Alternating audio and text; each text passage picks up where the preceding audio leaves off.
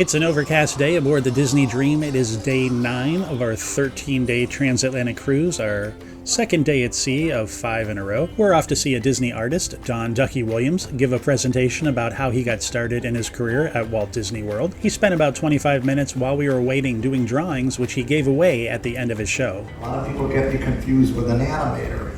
I'm not really an animator, I'm more of an illustrator. Although in the early days I did do a little bit of animation. I did some Tinkerbell, some Mickey, some Jimmy Cricket, and animated the monorail, but mostly for television productions. And I always wanted to be an animator until I started doing it, and I quickly realized that it was very tedious drawing the same character over and over and over again. And I like to draw the character so I can get to the point where I can paint. Okay, I love doing painting. What you see up here are a lot of my pieces that I've done over the years for different projects, okay? And what I do for Walt Disney World, like I say, I support the parks. Any area of Walt Disney World could come to me or my department for artwork. That would be the theme parks, the resorts, cruise line. I do a lot of art for the cruise line, the Disney Vacation Club, resorts. Any area of the company can come to me for artwork. We are part of, or I was part of the advertising marketing division, which meant I did a lot of the advertising art, a lot of the brochures, tickets, guidebooks, menu covers, a lot of billboards in the area. But like I said, any area can come to me. So in addition to that, I would do projects for other departments. And what's probably, what I feel are my most crowning achievements is number one would be Tony's Restaurant in the Magic Kingdom. If you enter the Magic Kingdom, looking at the castle, over here you got City Hall, and over here on this side, you got Tony's Town Square Restaurant, okay? And I pretty much did that entire restaurant, did the large paintings that are in there, I did all the artwork for the signage, the menus. We even had artwork on the dinner plates, that lady would draw on the edge of the plate. But people kept stealing them, so we had to go grab the plates. But anyways, that's a very special project for me because, you know, I do what I call a lot of throwaway art. You might get a brochure with a Mickey on it, and you look at it, and it's, oh, and the Kingdom's open, you know, until midnight tonight, and then you throw it away. I mean, it still has a Mickey on it. It's still important art, it has to be on there. But when you do something like Tony's, that is permanent, where millions of guests go through an experience, that's kind of extra special. Okay. Also, Mickey's house. If you remember Toontown, we had Mickey's house there, and Donald's house, and Minnie's house. Originally, that was done for an area called Mickey's Birthday Land. It was for Mickey's birthday. I forget whether it was Mickey's 75th, 65th. No, it was one of these. Okay. And what they wanted to do is they wanted to do back in Fantasyland, there, wherever it was, they wanted to make a land called Mickey's Birthday Land. Imagineers came to our department, and they wanted they had, from the time they came to us until opening day, they had 90 days to get this place open. That's to design it, build it, and get it open. That's why a lot of the structures back there were tents rather than buildings. But the main structure was going to be Mickey's house. And another artist by the name of Russell Schroeder and myself, we were assigned that project. And we designed Mickey's house and Minnie's house and Donald's house. I mean, I designed Mickey's house even to the point where we went to Home Depot and got the furniture, the wallpaper, and all this kind of stuff. Also, Mickey had one of the rooms in the house, he had a den. Okay, he had the living room, and had a little bedroom, and had a little den, a little desk in there. And they had no idea what to put in there. So I brought in, out of my own collection, I brought some Disneyland records and some Disney books and all this kind of stuff, and we stocked the shelves with all these, and I had a globe of Walt Disney World that they used to sell. Had that on his desk, had all those kind of things. We brought in my own collection, and it worked, and it went fine. And then it was a few years before I ever went back into Mickey's house. And of course, during that time, they had rehabbed it and spruced it up. And it changed from Birthday Land to Toontown. And I thought I'd go through the house. It's been a long time since I've been to his house, and I went into the den, and they kind of changed it from all that Disney memorabilia to like sports stuff. They had, you know, baseball banners and stuff like that. and all my stuff was gone. So I have no idea what happened to all my Disneyland records and books and stuff, but it comes with the job, I guess. Anyways, that's pretty much what I do. Like I said, you can see billboards in the area, any advertising art. I'm sure if you're DVC members, you've seen my artwork on some things or whatever. Even in the back of your hotel rooms where we've got the little Pinocchio drawings telling you about the door locks, you know, I did all that kind of stuff, you know. And also what I'm kind of proud of, because I created this. If you've ever seen, I'm not sure if they're still using it, but they did in the past. If you've ever seen the billboards or the advertisement for Mickey's Not So Scary Halloween Party, if you've ever seen the Mickey with the little vampire teeth, that's my creation, the little vampire Mickey.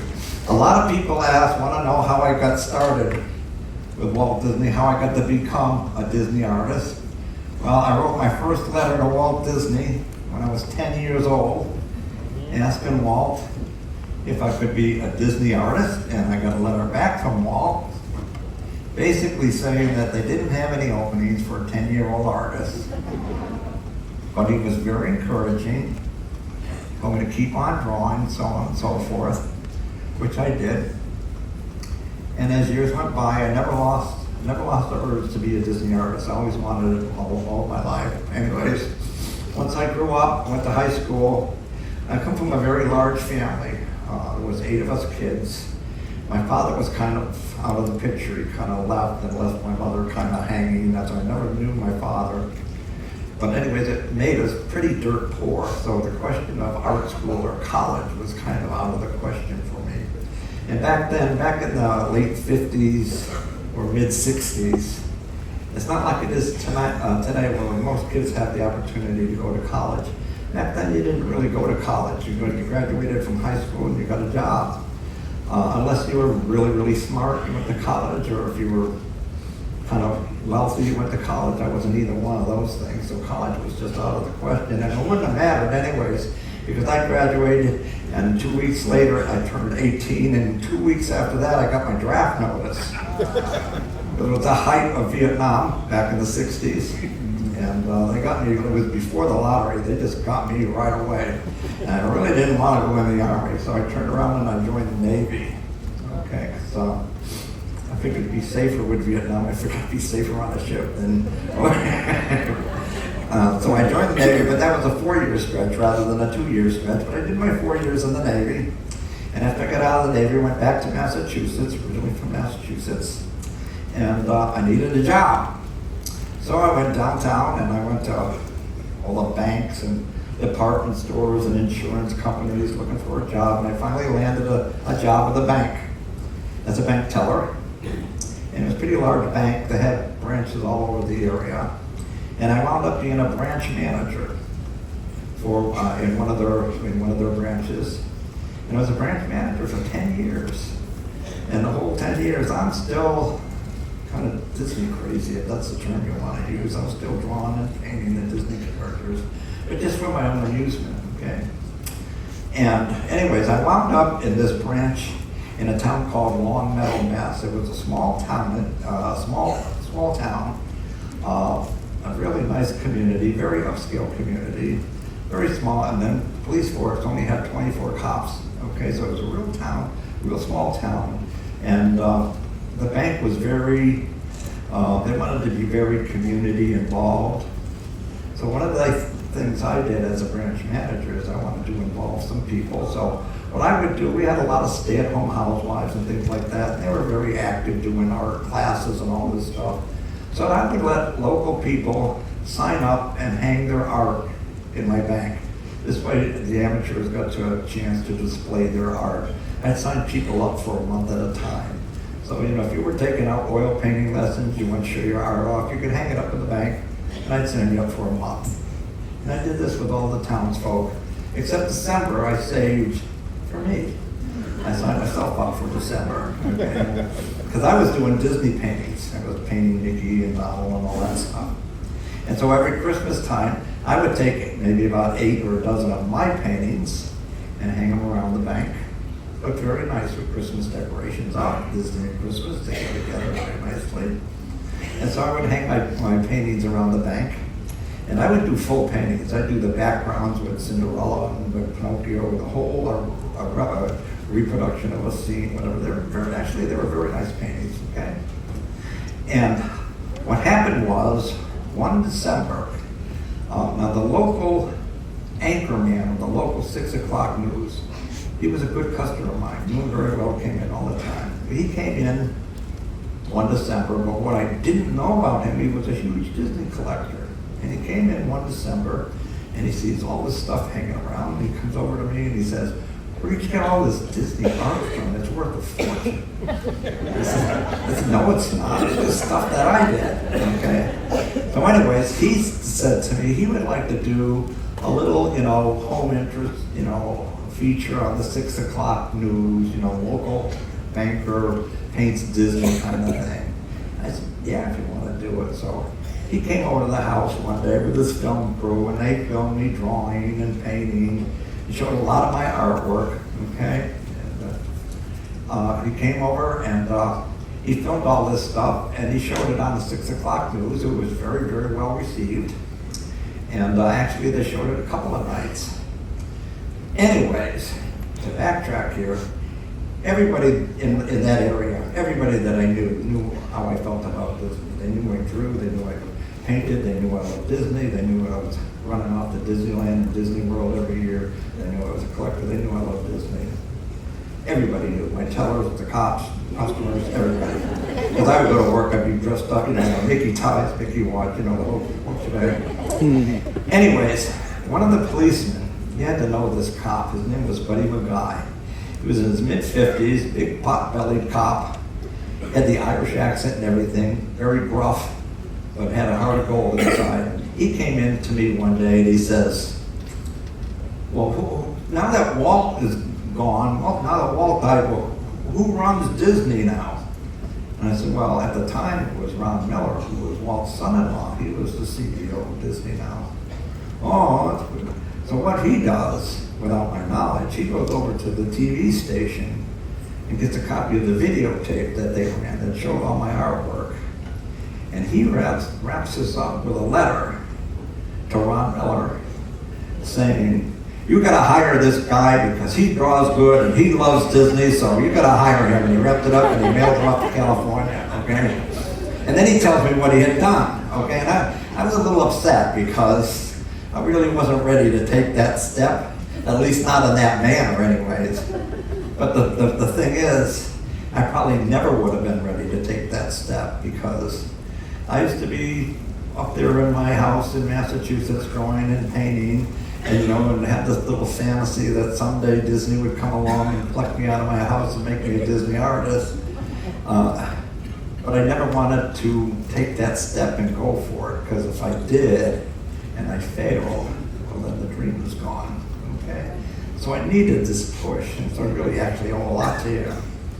But anyways, 2 weeks later, I get the videotape back with a letter from their animation department saying that they saw the video, they were very impressed, it was very nice, however they had no openings. But if I wanted to pursue this, I could contact a gentleman by the name of Ralph Kent in Florida. Now at the time, I didn't realize Florida had an art department. I thought everything came out of California. But he sent me a name, he sent me Ralph Kent. At first I thought it was a brush off. Well, this is over with. But people were telling me, no, if they were brushing you off, they wouldn't have given you a name. They gave you a name, you should, go for it. So I did. So I wrote my own letter, and to this Ralph Kent, and I wrapped up the videotape, and I mailed it off to Ralph. And let me just do this real quick. I mailed this off to Ralph Kent, and I waited to hear from him. Like I said, the California thing, it took about 2 weeks for me to hear from California. Well, I sent this off to Ralph, and I waited 2 weeks, and I waited a month. Didn't hear from him. I waited 2 months, I waited 3 months, I waited 4 months. I'm not hearing anything from this guy. And I'm pretty sure he got it because I mailed it, registered receipt. So, anyways, I figured I'm going to try calling this guy in Florida. Now, back then, we had no computers. You couldn't Google Ralph Kent and get a phone number or anything like that, I'm doing information, and I'm trying to get numbers numbers for Walt Disney World, and then once I get that, I'm trying to get this department, that department. But after a number of tries, I actually got a number for his office. So I called long distance from Massachusetts to Florida, and I got his secretary, and I says, yes, my name is Don Williams, and I had sent a videotape a few months ago to Mr. Kent, and I just wondered if you received it okay. Oh yeah, he received it. It's sitting here on this desk. He hasn't looked at it yet. So I said, well, I have an opportunity to come to Florida, and as long as I'm coming to Florida, I wonder maybe if it's possible if I could meet with Mr. Kent. And she said, well, when are you coming? And I said, well, when can I see him? And she actually made me an appointment, and I had absolutely no intention of going to Florida. I just threw that out there. But now I had an appointment to see him. So I had to take time off of work. I had to get a flight. I had to get a hotel. I had to round up all my artwork and everything. And I flew off to Walt Disney World with this big portfolio. I had about 55 or 60 pieces of art. Finished art, all matted, had all shrink wrapped. So nice presentation, okay? And now I'm going to meet with this guy. This is it. This is the whole gambit. I'm going to make it or I'm not going to make it, okay? It was kind of a double-edged sword because I was really excited, but on the other hand, I was really nervous because the art department at that time was in the tunnel underneath the Magic Kingdom, okay? So I was going to get to go in the tunnel. Everybody knows there's a tunnel under the Magic Kingdom. Everybody know that? Well, there's a tunnel underneath the Magic Kingdom. And a lot of the offices and all that kind of stuff are down there. So I was going to get to go down into the tunnel. And so I was excited about that. But on the other hand, this whole artwork thing is happening. So anyways, they get me clearance. Somebody comes and meets me, and they bring me down into this tunnel. And I go into the art department, and they bring me into this conference room, big conference room, big tables there, and they spread out all my artwork on all these tables. It's all spread out all over the place. And Ralph comes in with two of his artists, and they're all going to critique it. Excuse me, I got a little bit of an allergy going on here. Anyways, they spread out all my artwork on this table. He comes in with two of his top artists. They're going to review my artwork. And they all got the artwork, and they're picking up piece after piece, and they're scrutinizing it. They're looking at it, like every piece. They're looking over it, not saying a word, not saying whether they like it, whether they hate it. I got no clue what's going on here. Anyways, they do this for about 20 minutes, half an hour, then they all leave the room. Then Ralph comes back in, and he says he wants to see me again tomorrow. Sure, that's a good sign. He wants to see me again. So I go back the next day, and the way it was put to me, Ralph said, the artwork was good, but it needed a little polish, okay? I wasn't quite there, all right? So what he wanted me to do, he was going to give me model sheets of the characters. Now let me explain to you what model sheets are, okay? The model sheets are basically how to draw sheets on every single character in existence. They were created way back in the 20s with Mickey and in the 30s with Snow White and everything. What they basically are how to draw sheets. It shows the construction of the characters, what they look like from the front, the side, the back, different expressions, so on and so forth. And there's several sheets on every single character in existence. Not just the main characters, all the characters, even the little Cinderella birds and forest animals, for every character in existence. And they're very protected, okay? But they're like a photostat sheet with all these drawings and stuff on them. And they're, like I say, they're very protected. You can probably get one on eBay, but even on eBay, just a Xerox copy of one will run you over $100, okay? So Disney's very protected of these sheets. But what they were going to do is they were going to give me these sheets to practice from. And they assigned me an artist by the name of Russell Schroeder, who was kind of their top guy at the time. So what I was to do was to take these model sheets home and use the proper reference and draw the characters and mail them into Russell, and Russell would kind of mark them up with what I'm doing right and we'd have this kind of back and forth learning thing, okay? No promise of a job, but hey, I was a happy camper. I got model sheets, I'm working with a real Disney artist, I'm gonna have this learning thing, so I was cool with this, all right? So I get back to Massachusetts, and I go to work in the morning, I get home from work, I have dinner, and I start drawing. I was drawing every minute of the night, okay? I would draw from 6 o'clock to 2, 3 in the morning, every single night. And that first week I was so gung-ho, I did 100 drawings. Okay? I mailed in those 100 drawings to Russell. Second week I did the same thing, 100 drawings, I mailed it in. The third week, the same thing, 100 drawings, and I mailed it in. I don't know what Russell would be thinking when he's getting all these drawings. But anyways, I didn't want to cut back, because I figured if I cut back, they're going to think I'm losing interest, okay? So I got to keep up this pace. And it went on, and my family was trying to be supportive, but they really weren't. It's, you know, they kept telling, you know, you're wasting your time. They're never going to hire you. You're just wasting your time. I think they just didn't want to see me get hurt, because I kept up. I wasn't doing anything. I wasn't going to movies. I wasn't going to family functions. I wasn't doing anything. I was just drawing and drawing and drawing and drawing. And I did 100 drawings a week, every single week, for almost 2 years. Okay, and at the end of 2 years, I felt, this is it. They're not going to hire me as long as I'm in Massachusetts. I need to be in Florida. So I walked into the bank, and I quit. I thought I was crazy because I had no job. I was up for vice president. Quit. I'm going to move to Florida. I'm going to get a job working down there, and I'm going to hand deliver my artwork. Okay. So I did that. I quit, and I moved down to Florida. Now you got to remember, this was back in the late 70s. Walt Disney World is not what it is today, okay? Walt Disney World was the Magic Kingdom, Contemporary, Polynesian. That's it, okay? There was no Epcot, no studios, no Animal Kingdom, no water parks, no Floridian, none of that, okay? It was very small.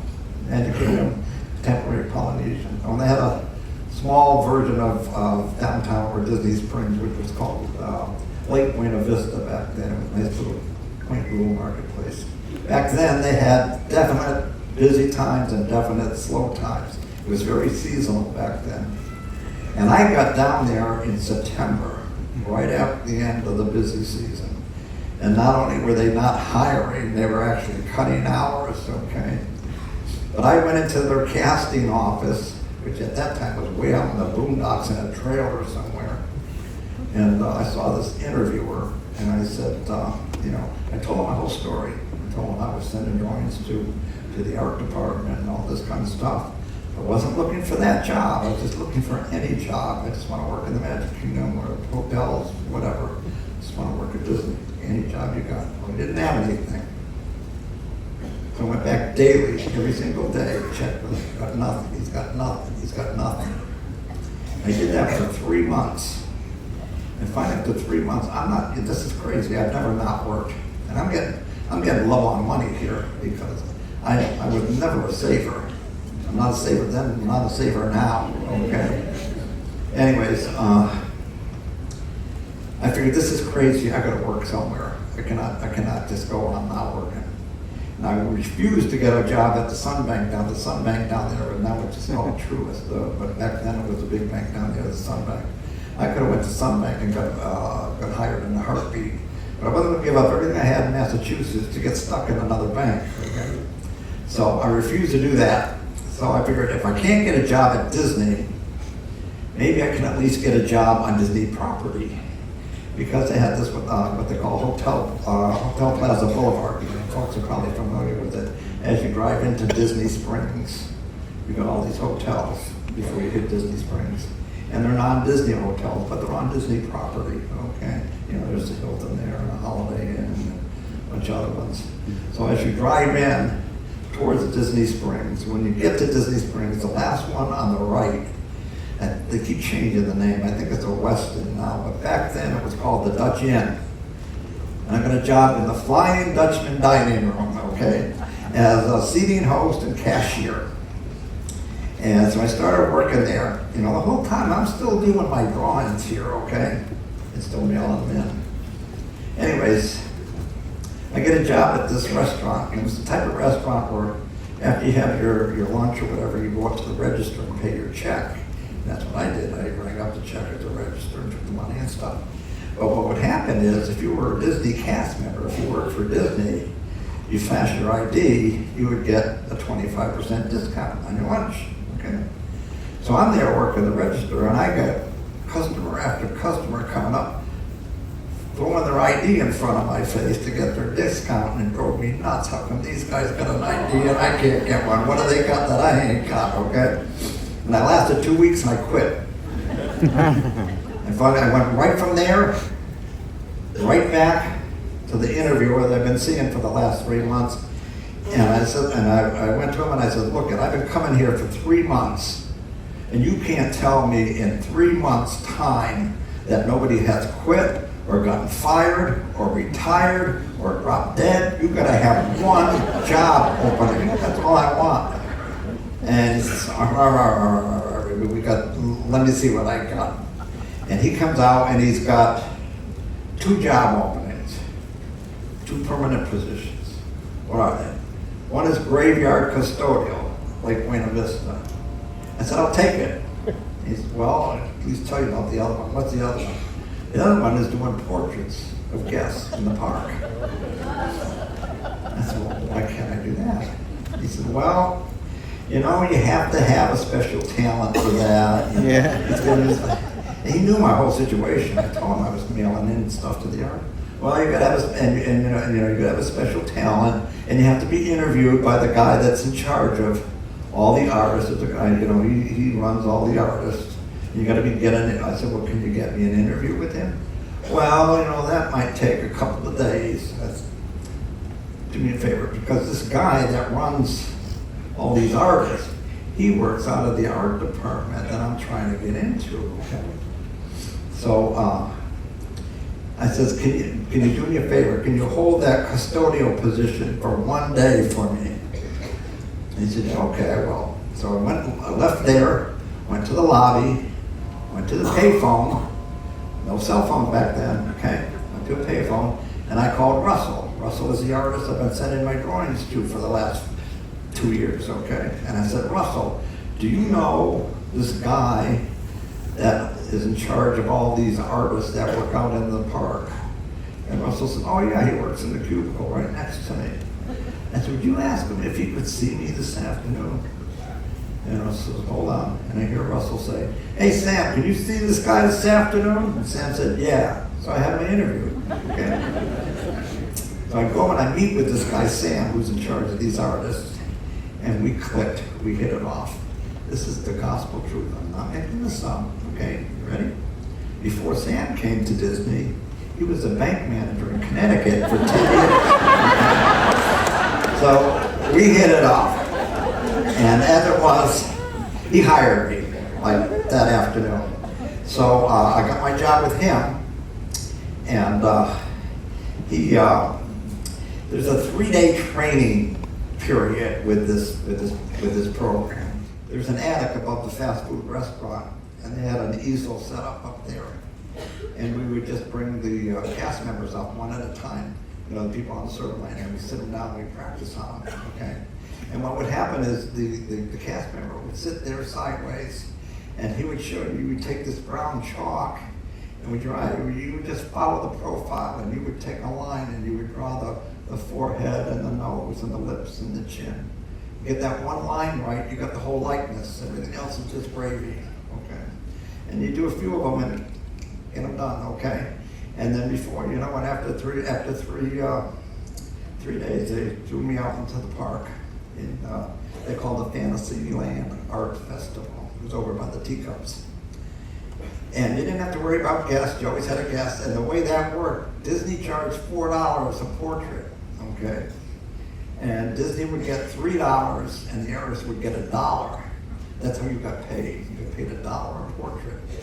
So it was all about volume. The more portraits you did, the more you got paid. So it took you about 10, 15 minutes to do one. So you just cranked all day long. You made a fairly decent salary for the time anyways. And so I was doing that, but now I was a cast member. I could go down into the art department in the tunnel because my boss worked down there. So anytime I wanted to see my boss, I could go into the art department, and now I could hand deliver my drawings to Russell in the art department. And when I went into the art department, I'd kind of get to know people. I'd know the receptionist. I'd see her every time. Hello, Carol, how you doing today? And I'd see this artist and that artist, say hello to them, to get myself familiar a little bit with the art department. And I was doing that. I was doing the art festival did it for 6 weeks.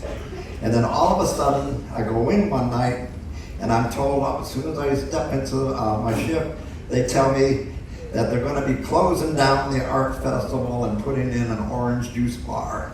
Okay, so there goes my art job.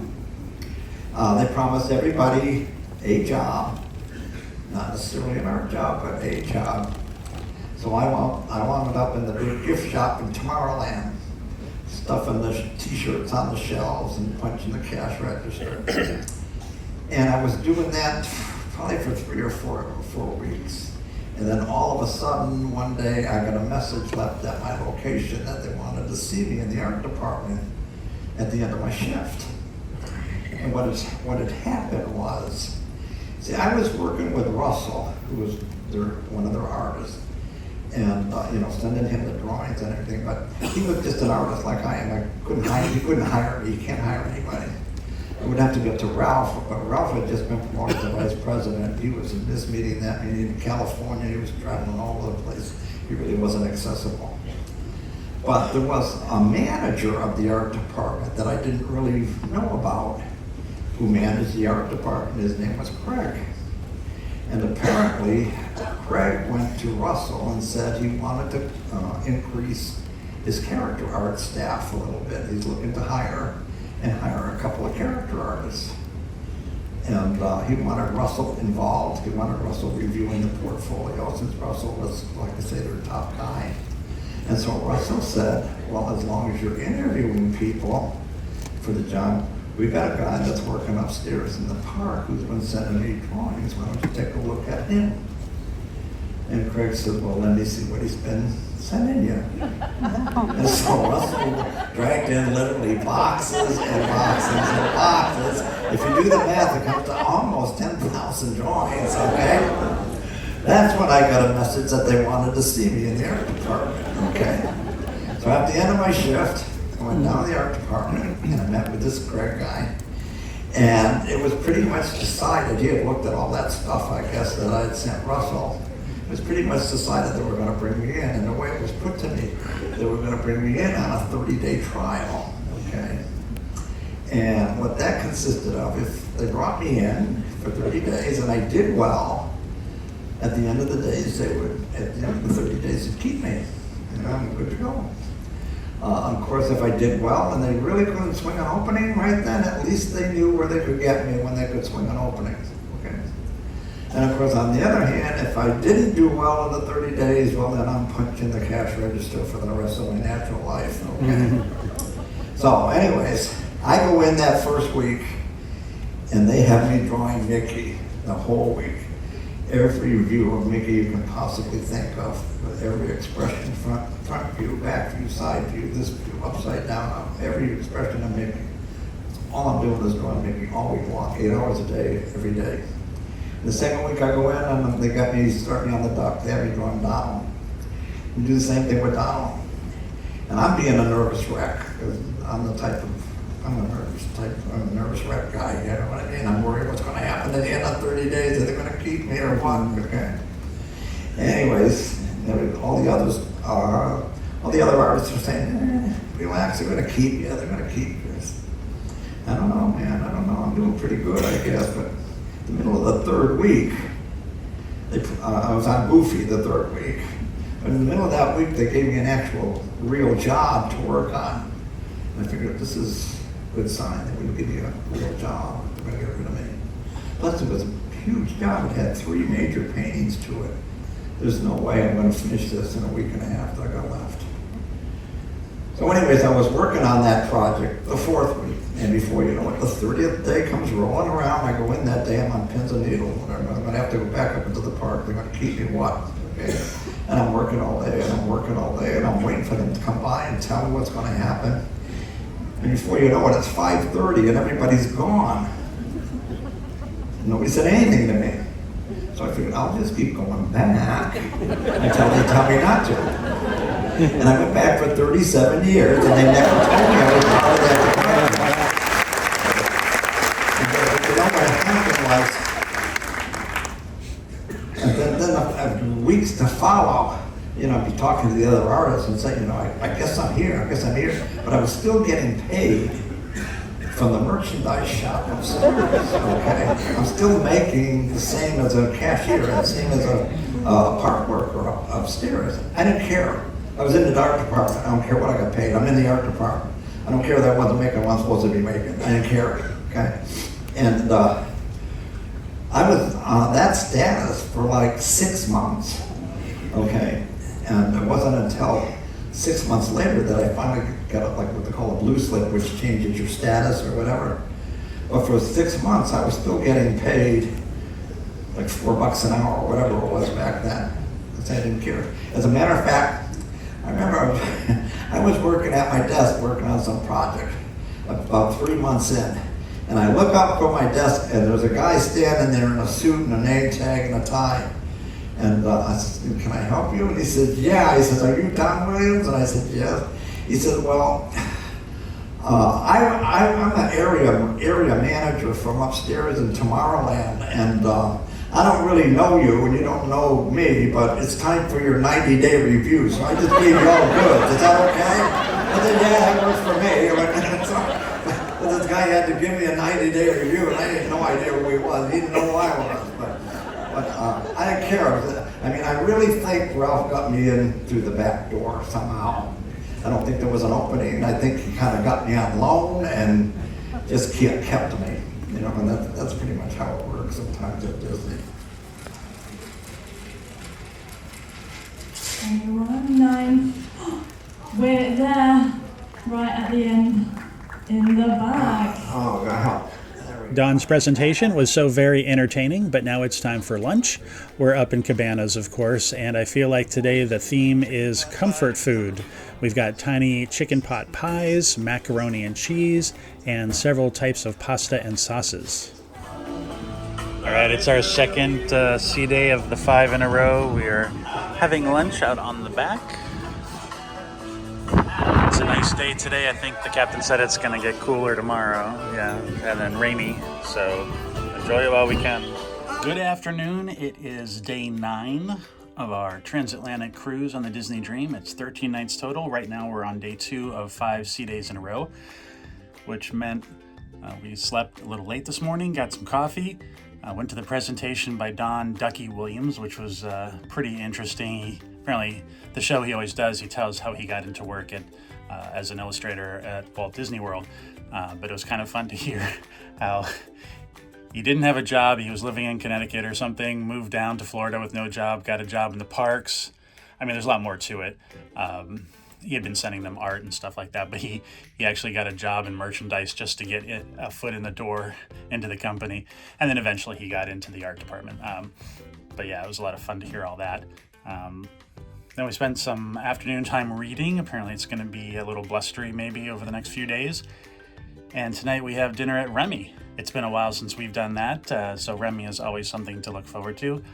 I believe right now it's $130 a person. It's a very nouveau cuisine kind of meal, so you have to like fancy food. Although, the portions are small because it's so extravagant, it still fills you up. But we haven't done it in a while, so looking forward to that. Yes. Here are the 2 wines that will feature in the movie. The first one is Chateau Latour 1961. And the second one is Chateau Cheval Blanc 1947. Unsurprisingly, we did not order either of those wines with our meal, as the Chateau Latour 1961 is about $7,000 a bottle, and the Cheval Blanc 1947 is more in the range of $25,000 a bottle. We did, however, pay $140 for the wine experience. We got one between the 2 of us, which we shared. They bring you several ounces of wine that are paired with each course. We started dinner with the Colette. It's a complimentary cocktail they make for you tableside. It includes orange liqueur, vodka, and champagne. Then there was an amuse-bouche of several canapes, one with Comté cheese and cauliflower, and the other tasted like a samosa. The way Remy works is a little bit like Palo. There are 2 tasting menus for $135, one done by famous chef Arnaud Lallemand of France, and the other from chef Scott Hunnell of Victoria and Albert's fame. Unlike Palo, here I feel it's best to get the tasting menu. The first dish that we received was not on the menu, it was a soup of sorts. It started with a foie gras foam on top, and underneath were macadamia nuts and salted caramel. Sounds very strange, the taste was very unexpected, and it was delicious. With a selection of body, unsalted, I will say. On the side you have a fleur de sel, so it's going to be like little hint of the salts. And on the middle is original. So the easy going, let's say it's the one you can enjoy with a spoon. Right? A little bit mild spiciness, escalated pepper on the orange, and nori seaweed. Those different butters are meant to be used on this bread brought from France and baked on the ship. The first course from the menu is this disc of king salmon, which they sous vide cook until it is perfect. They spoon over it a clarified butter dashi and then top it with spring pea shoots. The flavors in this are amazing. The spring pea shoots are so flavorful, but the salmon is the definite star of the show here. The next course was seafood again. This is a toothfish that has been miso glazed and bruleed, and it sits in a pool of asparagus foam with asparagus shavings underneath. Once again, cooked perfectly, and I could have eaten so much more of that. But it's time to move on to the meats. This is a very mild lamb with a pistachio and olive pesto in the middle. On the right was a presentation of layered leeks, and that was topped with pistachios and lamb bacon. The meat was cooked to a perfect rare to medium rare, but the sauce that they put on the lamb was what brought everything together. It was exquisite, shows their flair with sauces. Our next course was a slice of perfectly cooked Wagyu beef, and you can see how well marbled it is. The fat is just integrated into the beef. It was so melt in your mouth. There's mushrooms, rice, crisp onions on top. This is an onion, Caramelized Vidalia. onion, and of course the Wagyu. The beef obviously rules the plate here, but the crispy rice cake was a nice contrast to the tenderness of the beef. Why don't you can have most of the cheese to try? Okay. Do you have a favorite cheese? I like blue cheeses a lot. Maybe you have a nice one. And I will continue with the Osera. This one looks a little bit like the Comté, but it's very different. It's a little bit like more dry. This one is, I can say between hard and soft cheese, but more soft cheese. The cheese course at Remy is truly an adventure. There were actually 2 cheeses that were so pungent that I couldn't eat more than just a bite or 2 to try them, but everything else was just fantastic.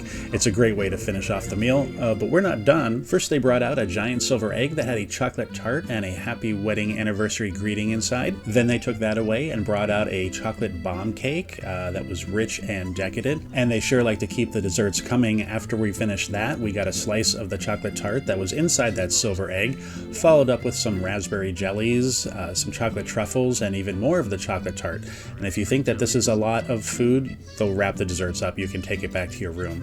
What a fantastic dinner this was. After our meal, we went back to our room, changed into some more casual clothing, and headed to Evolution to watch The Quest and an a cappella group called Moonshot. I am looking for your team number and a winner medallion. Go!